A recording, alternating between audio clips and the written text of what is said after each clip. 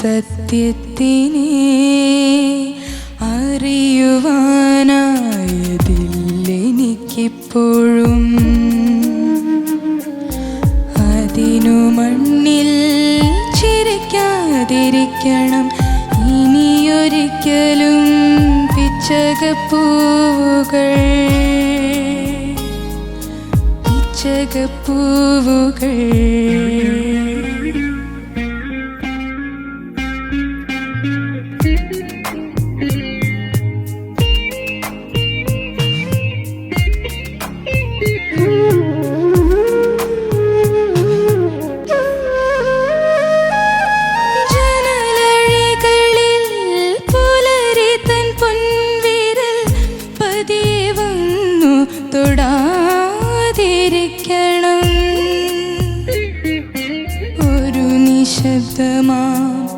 സമ്മതമെന്ന പോൽ പുഴയിലോളം തുടിക്കാതിരിക്കണം.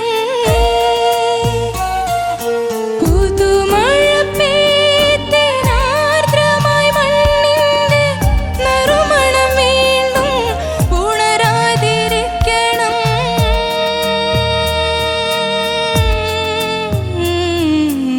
അരികിൽ എന്ന സത്യത്തിനെ അറിയുവാനായതില്ലെനിക്കിപ്പോഴും.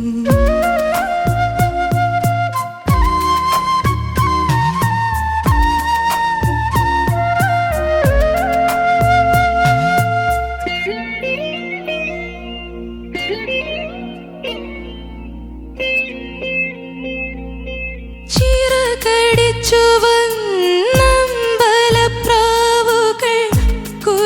സന്ധ്യയെ മീട്ടാതിരിക്കണം. ചെവിയിലെന്തോ മൊഴിഞ്ഞ പോൽ കാറ്റിൻ്റെ കുസൃതി വീണ്ടും കിലുങ്ങാതിരിക്കണം. തെളി വെളിച്ചത്തിൽ ഉടലിൽ നിന്നിത്തിരി വഴുതി മാറണം. നിഴലെന്നെ വിട്ടിനെ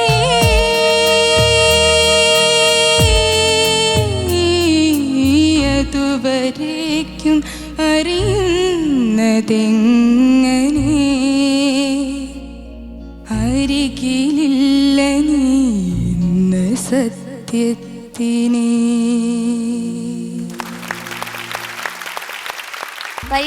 എന്തോ എന്ത് തോന്നുന്നു?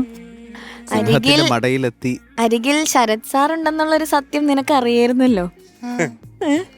എന്നാലും സാറിന്റെ മുമ്പിൽ ആ പാട്ട് അവള് പാടിയല്ലോ അല്ലേ? അതിനൊരു വലിയ കൈ ചോദിച്ചു നോക്കാം. എന്താ ശരത് സാറിന്റെയും ഇവളുടെയും എക്സ്പ്രഷനും ഒക്കെ കണ്ടിട്ട് എനിക്ക് എന്തോ പോലെ ഒരുപോലെ ഇരിക്കുന്നു. Okay Sharath sir. ആ മോളെ എന്തോ ഇതൊക്കെ എന്റെ പാട്ട് എടുത്തോണ്ട് വന്ന് പാടിയതിൽ കുറേ സന്തോഷം. Thank you sir. കാര്യം എനിക്ക് മധു കുറച്ച് പാട്ടുകൾ പാടിയിട്ടുണ്ട്. മധു പാടിയതിൽ എനിക്ക് ഏറ്റവും ഇഷ്ടപ്പെട്ട പാട്ടാണിത്. ഇത് ആരും കേട്ടിട്ടുമില്ല, മധു പോലും കേട്ടിട്ടില്ല. അപ്പം അതെടുത്തോണ്ട് വന്ന് പാടിയതിൽ കുറേ സന്തോഷം. Thank you sir. പിന്നെ ഇത് ഈ ഒരു ഫിലിമിന് ഞാൻ 18ാമത്തെ ട്യൂണാണിത്. ഈ ലിറിക്സിന്, ഒരേ ലിറിക്സിന് എനിക്ക് തൃപ്തിയാവാതെ ഞാൻ മാറി അവസാനം ഇതിൻ്റെ ഡയറക്ടർ നമ്മുടെ രഞ്ജിത്ത് അണ്ണാച്ചി പറഞ്ഞു, എടാ നിനക്ക് വേറെ ലിറിക്ക് എഴുതി തരാം, അതിന് ചെയ്യുന്നു. ഞാൻ പറഞ്ഞു വേണ്ട, ഇത് തന്നെ വേണമെന്ന്. അങ്ങനെ 18ാമത്തെ ട്യൂണാണിത്. ഞാൻ അതിൻ്റെ ഇടയ്ക്കിട്ട് ഒരു 5-6 ട്യൂൺ അദ്ദേഹത്തിനെ കേൾപ്പിച്ചു, ബാക്കിയൊക്കെ കേൾപ്പിച്ചില്ല. ഞാനെടുത്ത് കളഞ്ഞു. കാരണം എനിക്കത് മനസ്സിൻ്റെ അങ്ങോട്ട് വരുന്നില്ല, അത് പോരാന്ന് തോന്നി. അപ്പം മോളെ റഫീഖ് അഹമ്മദ് ഒരു മനോഹരമായ ഒരു കവിതയാണ്, അതൊക്കെ എഴുതി ട്യൂൺ ചെയ്തത്. അപ്പോൾ അതിനൊരു എന്താ പറയുക, വല്ലാത്തൊരു ആ കവിതയുടെ അകത്തേക്ക് ഇറങ്ങി പോകുമ്പോൾ നമുക്കത് ഫീൽ ചെയ്യും. ഇതൊന്നും നമുക്ക് കമ്പോസ് ചെയ്യാൻ പറ്റത്തില്ലല്ലോ. നമുക്ക് കുറച്ചും കൂടെ ഫീലാകാം. മക്കൾക്കൊരു പേടി എവിടെയോ ഒരു സിംഹത്തിന്റെ വായുടെ അടുത്തിരുന്ന് പാടുന്ന പോലെ. അല്ല അങ്ങനല്ല, യഥാർത്ഥ സിംഹം ഞാനല്ല, മറ്റേ അപ്പൊ അല്ല, അത് അങ്ങനൊരു ഇതുവരെ മോക്ക് കണ്ടിട്ടില്ലാത്തൊരു പേടി ഇതിലുണ്ടായിരുന്നു. എന്തിനാണെന്ന് പറഞ്ഞൂടാ. പേടിക്കണമെന്ന് വിചാരിച്ചില്ല. പക്ഷെ പേടിച്ചു പോയി. പേടിച്ചുപോയി. ആ പേടിയാണ് മോളെ ഇത് മക്കളെ ഇത് കുറേ കൂടെ നന്നാക്കായിരുന്നു. അത് ഈ പേടി കാരണമാണ് മോക്ക് ഇങ്ങനെ ആയിപ്പോയതെന്നാണ് ഞാൻ വിശ്വസിക്കുന്നത്. തുടങ്ങാം, നമുക്ക് തുടങ്ങാം. മക്കളെ ഒന്ന് പാടാമോ? അരികിൽ നീല്ല എന്ന സത്യത്തിനെ അറിയുവാനായതില്ലെനിക്കിപ്പോഴും. അതിനു മണ്ണിൽ ചിരിക്കാതിരിക്കണം ഇനിയൊരിക്കലും പിച്ചകപ്പൂവുകൾ പിച്ചകപ്പൂവുകൾ. അപ്പം മോളെ ഈ അതിനു മണ്ണിൽ ചിരിക്കാതിരിക്കണം ഇനിയൊരിക്കലും പിച്ചകപ്പൂവുകൾ പിച്ചകപ്പൂവുകൾ. കണക്റ്റ് കുറേ കൂടെ ബ്യൂട്ടിഫുൾ ആക്കാറ് മോളെ നന്നായി പാടിയിട്ടുണ്ട് കേട്ടോ. ഈ ലോ ഒക്കെ വല്ലാണ്ട് ലോ ആയിട്ടുണ്ടല്ലോ മോളെ നിനക്ക്. ഓ, എന്താണ് അങ്ങനെ? വൈകുന്നേരം ആകുമ്പോ കാറ്റ് മാത്രമേ ഉള്ളൂ. ആ, രാവിലെയോ? ഞാൻ വായുപുത്രിയോ? ഇത്രയ്ക്ക് കാറ്റ് വരാൻ. അതുപോലെ മോളെ നമുക്കൊരു അനുപലയും കൂടെ പാടാം. അതൊരു ഒരു ഒരു വികാരം കിട്ടിക്കോളും. ജനലഴികളിൽ പുലരി തൻ പൊൻവിരൽ പതിയെ വന്നു തൊടാതിരിക്കണം. ഒന്ന് കറക്റ്റായിട്ട് പാടിക്കേ. തൊടാതിരിക്കണം, തൊടാതിരിക്കണം, തൊടാതിരിക്കണം.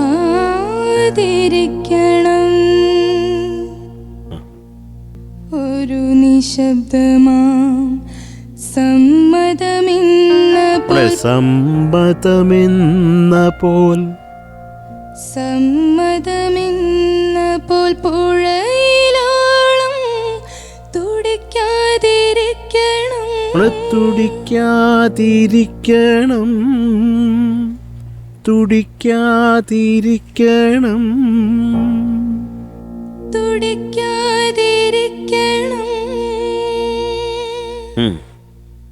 പുതുമഴ പെയ്തിനാർദ്രമായി മണ്ണിന്റെ നറുമണം വീണ്ടും നറുമണം വീണ്ടും ഉണരാതറിനനാ.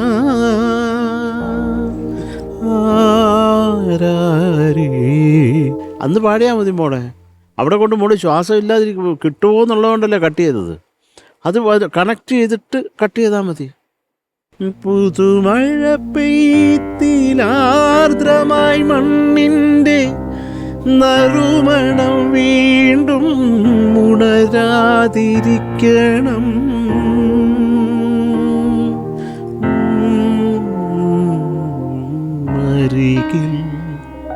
അത് മതി.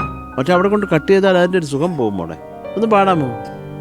പുതുമഴ പെയ്തിനാർദ്രമായി മണ്ണിന്റെ നറുമണം വീണ്ടും വീണ്ടും വീണ്ടും ഉണരാതെ. അത് മോളെ വീണ്ടും കേട്ടോ. വീങ്ങും വീങ്ങും വീങ്ങും എന്നാ കേൾക്കുന്നത്. വീണ്ടും നറുമണം വീണ്ടും നറുമണം വീണ്ടും മോളെ ഉണരാതിരിക്കണം,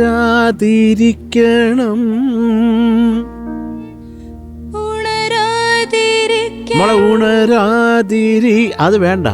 ഉണരാതിരിക്കണം, ഉണരാതിരിക്കണം.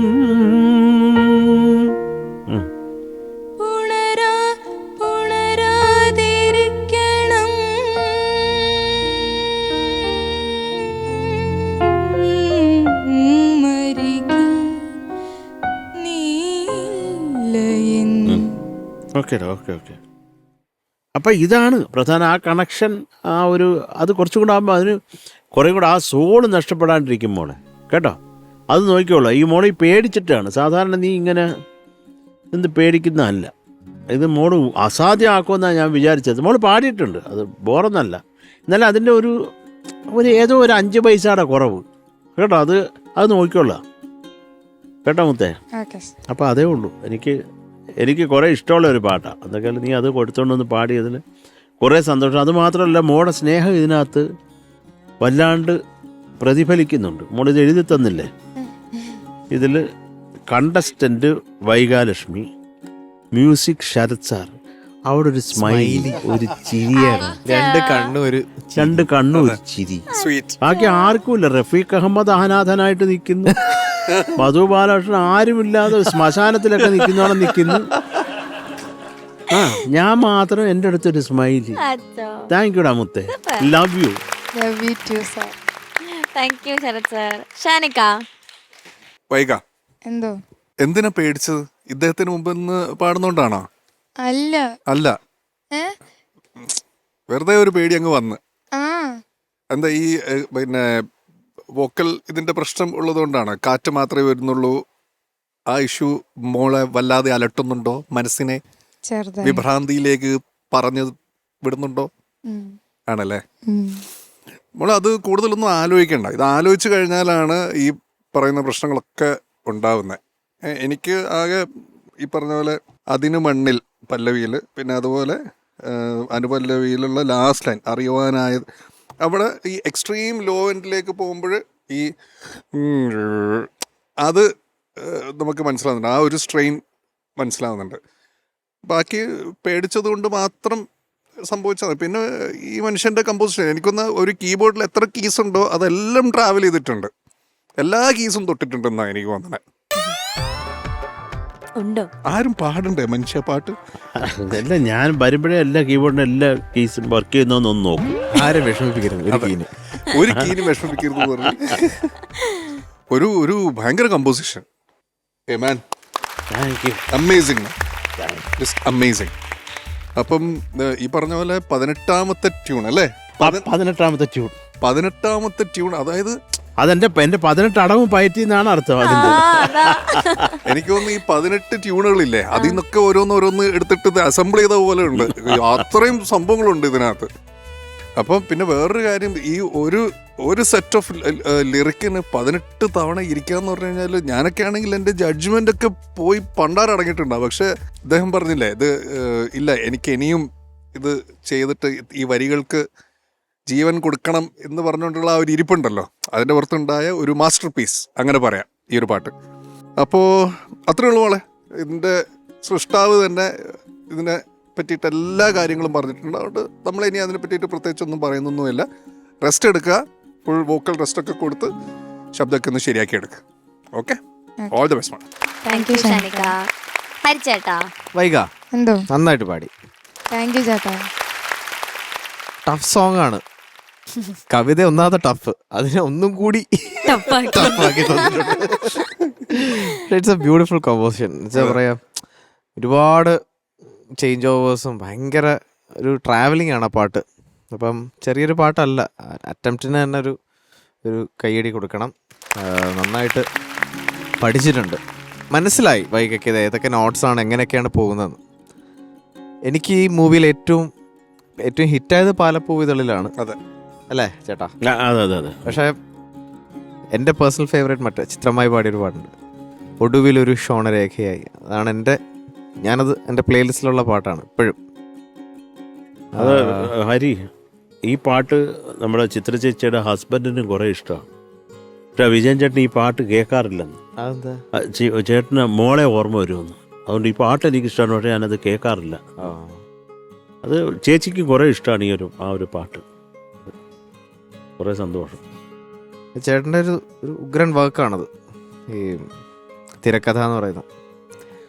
അപ്പോൾ ഇത് നല്ലൊരു ചോയ്സായിരുന്നു. എന്താ വെച്ചാൽ കമ്പോസറിൻ്റെ മുമ്പിൽ തന്നെ പാടാൻ പറ്റി, അദ്ദേഹത്തിൻ്റെ കയ്യിൽ നിന്ന് കമൻസും കിട്ടി. അപ്പോൾ അതാണ് ഇന്നത്തെ ഒരു നല്ല കാര്യം വൈകയ്ക്കുണ്ടായ. സോ അതിനെ ആലോചിച്ച് ആദ്യം സന്തോഷിക്കുക കേട്ടോ. ബാക്കി എന്താ പറയുക, ഈ പറയുന്ന ലൈവിലുണ്ടാവുന്ന, പിന്നെ മോളെ കുറച്ചുകൂടി മൈക്ക് പ്ലേസ്മെൻറ്റ് ഒന്ന് ശ്രദ്ധിക്കണം. ഇടയ്ക്കിടയ്ക്ക് ലൈക്ക് തല ഇങ്ങനെ സൈഡിലോട്ട് പോകുന്നുണ്ട്. അപ്പം അതിനനുസരിച്ച് മൈക്കും കൂടി ഒന്ന് ശ്രദ്ധിച്ചാൽ കൊള്ളാം. ഇത് മൈക്ക് ഇങ്ങനെ തന്നെ ഇരിക്കുകയാണ്, ഹെഡ് ഇങ്ങനെ പോകുന്നുണ്ട്. അപ്പം ചിലതൊന്നും കട്ടായി പോകുന്നുണ്ട്, ചില ലൈൻസിൻ്റെ ആ ഫ്ലോ പോകുന്നുണ്ട്. പിന്നെ വഴുതി മാറണം നീ അതൊന്ന് പാടാവോ? സെക്കൻഡില. ആ. ആ, നിഴലെന്നെ വിട്ടിനി. തെളി വെളിച്ചത്തിൽ ഉടലിൽ നിന്നിത്തേരെ വഴുതി മാറണം നിഴലെന്നെ വിട്ടിനി.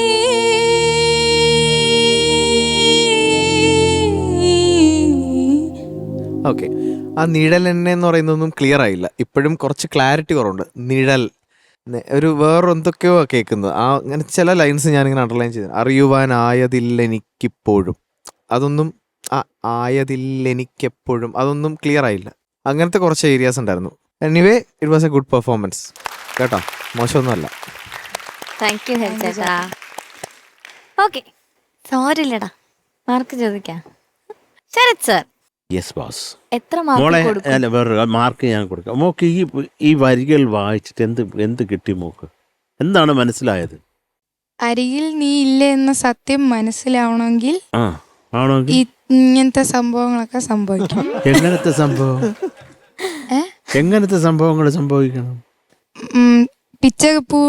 പിച്ചകപ്പൂവുകൾ മണ്ണിൽ ചിരിക്കാതിരിക്കണം. ആഹാ, ആ, പിന്നെ ഉം. ജനലഴികളില് പുലരിയുടെ പൊന്നില് രശ്മികൾ തൊടാതിരിക്കണം. തൊടാതിരിക്കണം. ഒട്ടും നടക്കാത്ത കാര്യങ്ങളാണ് പറഞ്ഞേക്കുന്ന മുഴുവൻ. അപ്പം അങ്ങനെയൊക്കെ അത് നടക്കുകയാണെങ്കിൽ നീ ഇല്ല അടുത്തില്ലെന്ന് വിശ്വസിക്കാമെന്നാണ് കവി പറയുന്നത്. അപ്പം എന്ത് ബ്യൂട്ടിഫുള്ളാണ്. എല്ലാം പറഞ്ഞേക്കുന്നത് അങ്ങനെയാണ്. ആ, അതിന് മണ്ണിൽ ചിരിക്കാതിരിക്കണം ഇനിയൊരിക്കലും പിച്ചകപ്പൂവുകൾ. ബ്യൂട്ടിഫുൾ. ജനലഴികളിൽ പുലരിതൻ പൊൻവിരൽ പതിയെ വന്ന് തൊടാതിരിക്കണം. അങ്ങനെയാണെങ്കിലും ഞാൻ വിശ്വസിക്കാം നീ എൻ്റെ അരികിലില്ലെന്ന്. അങ്ങനെയാണ് സ്നേഹത്തെ അങ്ങ് കുത്തി നിറച്ച് എഴുതിയേക്കണം. എൻ്റെ റഫീഖ് അണ്ണാച്ചി ലവ് യു. മക്കളെ, ചക്കരെ പഞ്ചാര മുത്തേ, എന്തോ എനിക്ക് സ്മൈലി അയച്ചവളെ. എന്തോ മുത്തിന് ഞാൻ 8.3 marks. Thank you sir. Thank you Sharath sir. ഹരിച്ചേട്ടാ, നന്നായിട്ട് പാടി കേട്ടോ, നല്ല അറ്റംപ്റ്റ് ആയിരുന്നു മോളെ. 8.5. താങ്ക് യു താങ്ക് യു ഹരിച്ചേട്ടാ. Shanikka, okay, so total 16.8.